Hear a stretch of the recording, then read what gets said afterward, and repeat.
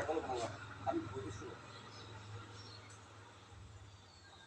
এই জায়গাটা এই পশ্চিম থেকে আমার বড় ভাই কামালউদ্দিন, পূর্ব থেকে আমার ফরিদপুর।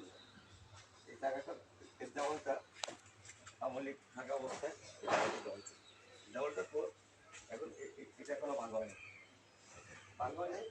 এটি দিয়ে আমার ভেঙে গেছে, ভেঙে ফেলার পর আমার ওয়াইফের দিয়ে একটা মামলা আছে। যার পর সেই মামলা থেকে আমি নিজের থেকে খালাস করে দিলাম।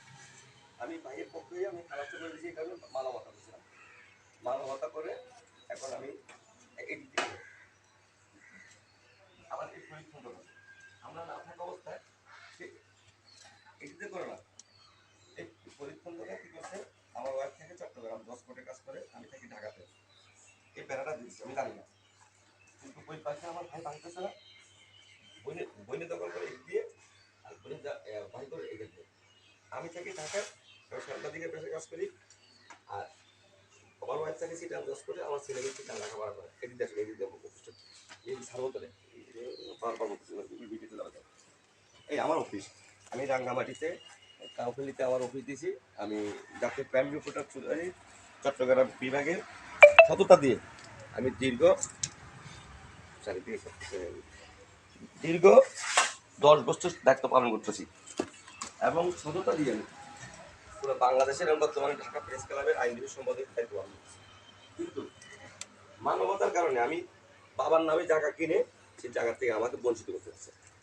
এখন আমার যদি ভাই কামালউদ্দিন এবং আমার বোন মনোয়ারা বেগম মনে যদি বলতে পারে তাদের ছেলে মেয়ের হাতে কোরআন শরীফ হাতে আমি আমার বাবার নামে জায়গা কিনে নিই, তাহলে ঠিক আছে, তাহলে আমি দান করবো। দান হিসেবে আমার বাবা নজিবুল হক পাটোয়ারি আমাকে 500 টাকা দিয়েছে। এই 500 টাকার বিনিময়ে আমি আমার ছেলে মেয়েগুলো লেখাপড়া করে শহরে, আমার ওয়াইফ সেখানে 10 করে কাজ করে, আমি ঢাকাতে থাকি, সাংবাদিকদের পাশে কাজ করি। একসময় আমি সরকারি চাকরি করছি, 16 সাল আমার রাষ্ট্র হাউস থেকে বাড়ি করে দিচ্ছে। যাক, আমি সেই চাকরি গেছে সাংবাদিক কাছে কাজ করি, ঢাকাতে থেকে আমি টিউশনি করি, প্রাইভেট পড়াই, কষ্ট করে চলি। বাইরে থেকে দেখলাম এদিকে বেড়া দিয়ে ওইদিকে ভাইয়ারে বলছিলাম দেওয়ালটা মেরে দিত, সবাই বলছে, কোনো কথা গুরুত্ব দেয় না।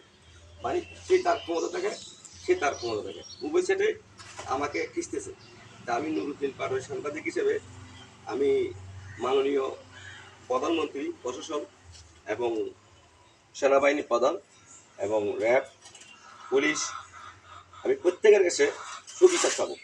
কারণ সাংবাদিকের কলম দিয়ে লেখালেখি হয়, সাংবাদিক জনগণের বন্ধু, সাংবাদিক চায় দেশের উন্নয়ন। কিন্তু এই মুহূর্তে আমি তারপরে রাঙ্গামাটি লিগেল কোর্টে আশ্রয় নিয়েছি এবং এলাকার নেতাকর্মী সবার কাছে অভিযোগটা জানানো হয়েছে।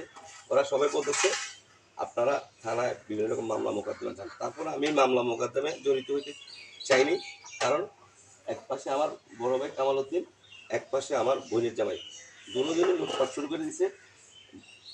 আমি নুরুদ্দিন পাটোয়ারি সাগর, ঢাকা প্রেস ক্লাব আইনজীবী সম্পাদক, বাংলাদেশ জাতীয় ক্রাইম রিপোর্টার চেয়ারম্যান। আসসালামু আলাইকুম।